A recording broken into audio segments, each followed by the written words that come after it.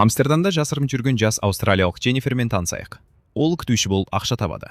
Бірақ бір күні мистер Дивас оның шын мәнінде кім екенін біліп қояды. Шалын полиция шақырам деп қорқытады. Түрмеге отырғысы келмеген Дженнифер қолына түскен вазамен оны басқа переп етіп тұра қашады. Одан кейін кадрда Дуглас Уэст пен оның ұлы Курт пайда болады. Әке мен баланың арасы мәз емес. Ұлымен тіл табысқысы келген Дуглас оны ертіп атақты Голландия диірмендеріне экскурсияға шығады. Параллельді түрде жұмыссыз фотограф Рубимен танысамыз. Ол бұрынғы бастығы Серхиоға жұмыстырап келеді. Бастыққа жел диірмендерінің суреттері керек екен, сондықтан осы тапсырысты Рубиге ұсынады. Ал бұл кезде Дженнифер қаладан қалайда қарасын батыруды ойлап жүр. Жолда полицейлерді байқап қалған ол дереу бұрылып кетеді. Сөйтіп кездейсоқ бағанағы диірмендерге бара жатқан туристік автобусты көзі шалады. Автобусқа жақындап ішіне кірмек болады. Гид билет сұрайды. Дженнифер билетін іздегенсіп өтірік ақтарыла бастағанмен гид оны бәрібір кіргізеді. Кіре берсе ол тағы бір күнәһарға әрқашан орын табылады деген бір түрлі фраза тастайды. Жолаушылар жайғасқан соң гид өзін таныстырады. Есімі Эйп, өзі жүргізуші, өзі гид. Жол бойы Эйп Нидерланд тарихындағы жел диірмендерінің рөлімен өткеннің қараңғы парақтары туралы әңгіме соғады. Әңгімесін Құдай әлемді жаратты, ал голландықтар Голландияны жаратты деген әйгілі сөзбен аяқтайды. Ұзақ жолдан кейін автобус бірінші аялдамаға тоқтайды. Жолаушылар айналаны көруге шығады. Дженнифер туристердің бірі Джексонның автобуста ұйықтап қалғанын байқайды, бірақ Эйп оған алаңдамауды сұрайды. Бәрі кеткен соң Джексонның ұйықтағансыз жатқаны белгілі болады. Ол біреуге СМС жазады. Эйп экскурсия өткізіп жатқанда Дженнифердің аяқ асты мазасы қашады да шетке шығып кетеді. Туристердің бірі доктор Купер оған күдікпен қарап тұр. Дженнифер дәрісін шейіндесе бітіп қалыпты. Бұл оны қатты мазасыздандырады. Осы кезде Дуглас келіп, ұлы екеуін суретке түсіруді өтінеді, бірақ қыз үндемей өте шығады. Сонда Руби оларды суретке түсіріп беруді ұсынады. Алайда Дугластың өз ойымен әлек болғаны сонша, Куртқа тіпті назар да аудармайды. Баланың көңілі түсіп кетеді. Автобусқа оралған Дженнифер телефонмен сөйлесіп жатқан Джексонды көреді. Еркек оған тесіле қарағанда, қыз шошып кетіп, қолындағы дәрі құтысын түсіріп алады. Доктор Купер оны көтеріп, қайтарып береді. Дженнифер оның суретін байқап, "Сіз суретші шығарсыз" дейді. Бірақ Купер қазір шығармашылық демалыста жүргенін айтады да, қыздан бұл турға қалай тап болғанын сұрайды. Дженнифер Аустралиядан екенін айтып, әлем шарлағанды жақсы көретінін жеткізеді. Купер мұқият тыңдағанмен, бұл сөздерден кейін өзін ыңғайсыз сезініп, үндемей қалады. Бұл кезде Эйп экскурсияның келесі кезеңі басталғанын хабарлайды. Жол ұзақ болатынын ескертеді. Дженнифер көз іліндіріп алмақ болып, түсінде оған бір еркек айуандықпен шабуыл жасайды. Шошып оянса, бүкіл жолаушылар бұған қарап отыр екен. Ал терезеден бағанаға түсіне кірген еркектің жолда тұрғанын көреді. Ол автобусты тоқтатыңдар деп айқайға басады. Көлік тоқтаған кезде Дженнифер басқалардан "Жаңағы адамды көрдіңдер ме?" деп сұрайды. Бірақ бәрі түк түсінбей бір-біріне қарайды. Ол сыртқа шығып іздеуге кіріскенімен ешкімді таппайды. Есесіне алыстан бір түрлі ескі диірменді көзі шалады. Жүйкесі жұқарған Эйп тез қайтуын талап етеді. Дженнифер көнеді. Бірақ автобус орнынан қозғала бергенде қозғалтқыш өшіп қалады. Эйп жолаушыларды сабырға шақырып, паника жасамауды сұрайды. Түн батқан соң көлікті өзі жөндемек болады. Осы кезде Дуглас келеді. Ол көмек шақырайық дейді. Бірақ Эйп бұл жерде байланыс ұстамайтынын, ешкімге сенудің қажеті жоқ екенін айтады. Ашыланған Дуглас құр отырмай, бірдеңе істеу керек деп қадалып тұрып алады. Ақыры Эйп көмек іздеп баруға келіседі. Олар автобусқа оралғанда сырттан оларды белгісіз бір суба аңдып тұр екен. Эйп жолаушыларға жай ғана жолдар болмағанын айтып, тыныштық сақтауды өтінеді. Документ келтіре бастайды. Ешкімде байланыс жоқ. Джексон діттеген жеріне жетем деп жұлқынады. Ол жолда кішкентай ауылдан өткендерін еске алып, көмек сұрауға сол жаққа баруды ұсынады. Ал Руби жақынырақ жерден бірдеңе қараған дұрыс деп санайды. Сонда Дженнифер бағана көрген диірменді есіне түсіреді. Ол бәріне өзін кінәлі сезініп, сол жаққа барып қайтуды ұсынады. Джексон оның идеясын қолдап, бірге баруға бекінеді. Үрейленген Эйп оларды тоқтатпақ болады, бірақ Джексон орында отырудан бас тартады. Кетерінде Дуглас Дженниферге күртешесін, ал Эйп фонарик береді. Дженнифер мен Джексон көмек табамыз деген үмітпен орман ішімен диірменге қарай беттейді. Жолда Дженнифер Джексонның диірмен экскурсиясына қызығатын адамға мүлде ұқсамайтынын байқайды. Ол жасырмай, бұрын теңіз жаяу әскерінде қызмет еткенін мойындайды. Екеуі әңгімелеспелі жатқанда, алыстан қолына үлкен шалық ұстаған белгісіз адам оларды аңдып тұрады. Кенет орманда бір түрлі дыбыс шығады. Дженнифер жаңа ғана біреуді көргенін айтып, ант су ішеді. Бірақ Джексон бәрін көлеңке деп ойлап, алға қарай жүре береді. Көп ұзамай ол әйелдің етігін байқайды. Осы сәтте Джексонның есіне өткені түседі. Кезінде бір қыз оған шабуыл жасап, қорғанам деп жүріп, ол қызды өлтіріп қойған екен. Джексон неге дәл қазір осы оқиғаны есіне алғанын түсінбек болады, бірақ үлгермейді. Күтпеген жерден оған белгісіз бір мақұлық тұра ұмтылады. Бір соққымен оның екі аяғын шауып түсіреді. Дженнифер бұл сұмдықты көріп сілейіп қалады. Сосын ол жақында келе жатқан шалғысы бар адамды байқайды. Джексон соңғы күшін жинап, қызға қаш деп айқайлайды.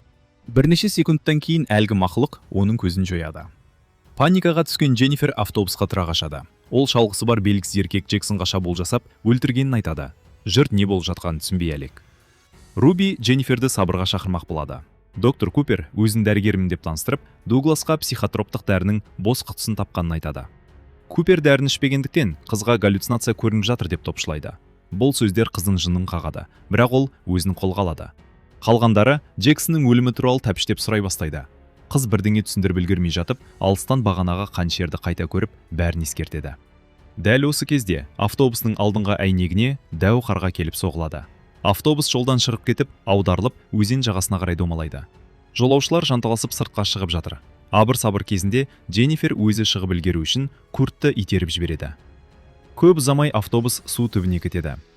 Дуглас ұлының қолы жарақаттанғанын көріп, болған жағдайға бірден Дженниферді кінәлайды.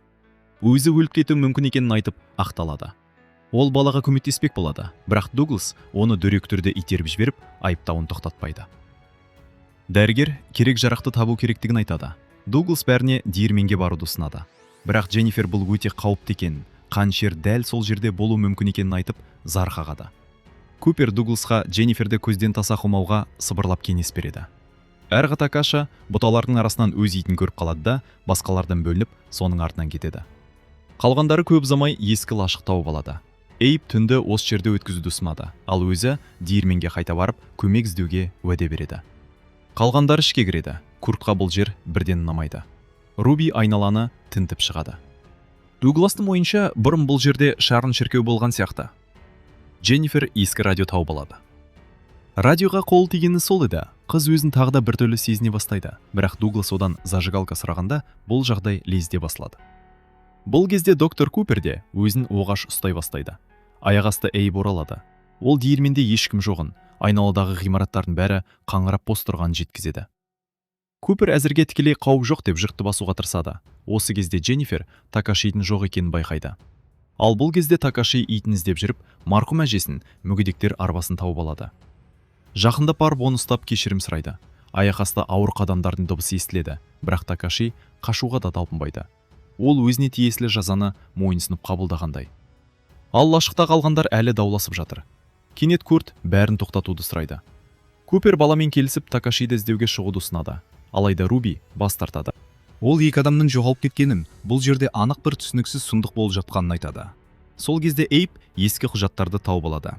Одан ол кезінде сиқыр жасады, және не ібліспен келісімге келді деп айыпталған диірменшінің тарихын біледі.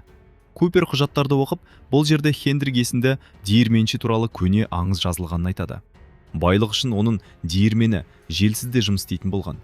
Бірақ ауыл тұрғындары шындықты біліп қойып, оны өз диірменінің ішінде тірідей өртеп жіберген екен. Эйп бұған келіспейді, өйткені аңыздағы диірмен толықтай өртеніп кеткен. Бұл кезде қараңғыда белгісіз мақұлық келесі құрбанын таңдап, оларды аңдып тұрады. Сәлден соң Дуглас Дженниферге қайта тиісе бастайды. Дуглас жынды қатынмен бір лашықта қамалғанын айтып нариды. Бұл сөздерден кейін Дженнифер үндемей кетіп қалады. Купер Дугластың шектен шыққанын айтып, қыздың соңынан барады. Дженнифер Дугластың миына бұл психопатка деген ойды салған дәл осы Купер екенін айтады. Дженнифер Джексонды өлтірген адам елес емес, мағыз тірі адам екеніне сенімді. Ол бұл қаншерді тамайтын, оның өз әкесіне ұқсайтын айтады. Купер мұның есі ауысқан екен деп түйеді. Осы сәтте Дженнифер сөйлеп тұрғанда, Купер ақырын артқа шегіне бастайды. Аяқ асты ол үстінде әйел жатқан операция үстелін байқап, оны таниды. Кенет әйел орнынан тұрады.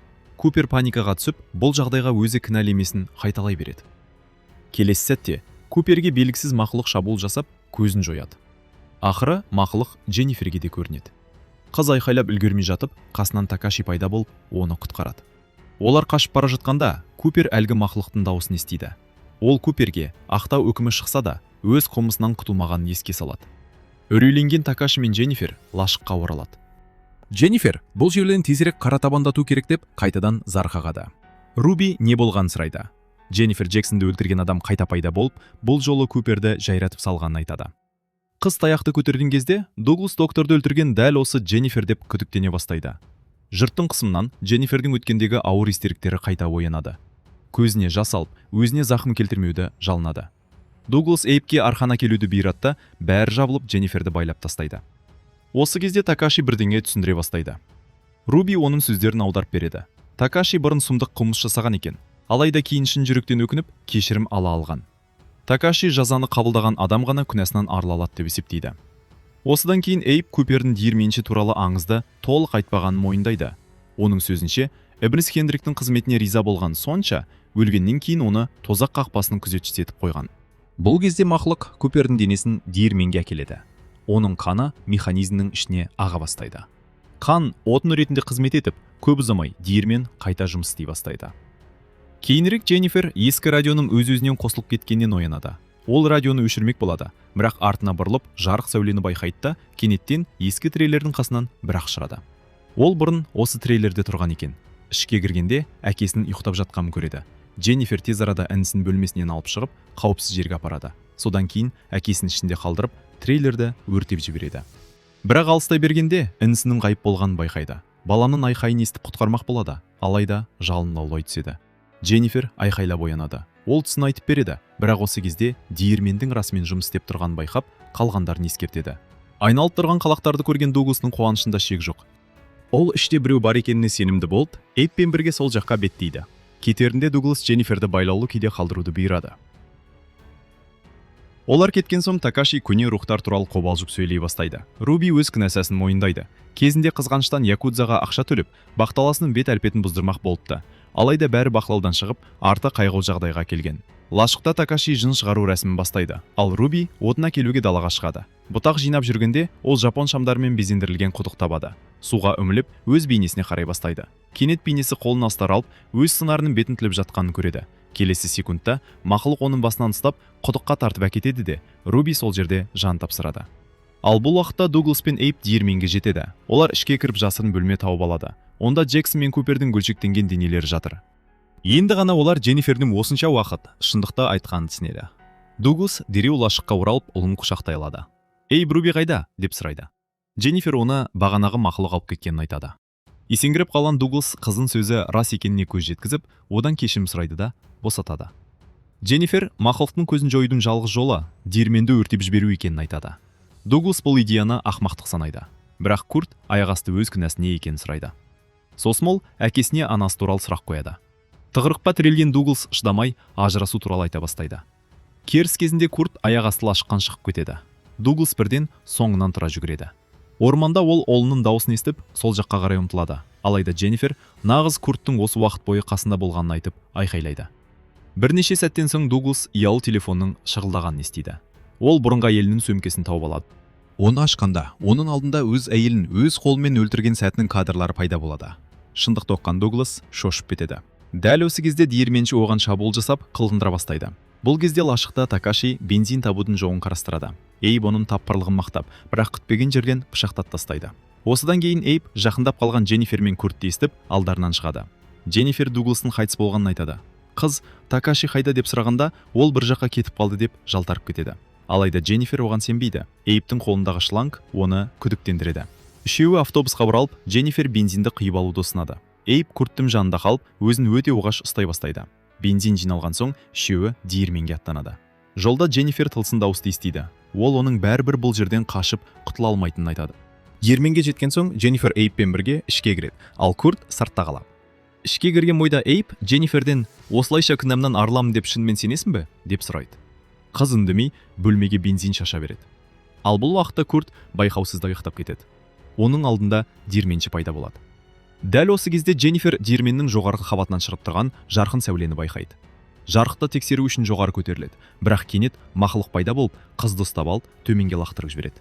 Басын ұрып алған Дженнифер Эйптен көмек сұрап жалынады. Алайда ол, «Енді сенің жаның қожайынға тиесілі» деп мізбақпай жауап қатады. Оянған Курт қызды әлдекім сүйреп бара жатқанын көреді, бірақ ол көмектесіп үлгермей жатып, Эйп оны ұстап алып, күшпен диірменнің ішіне кіргізеді.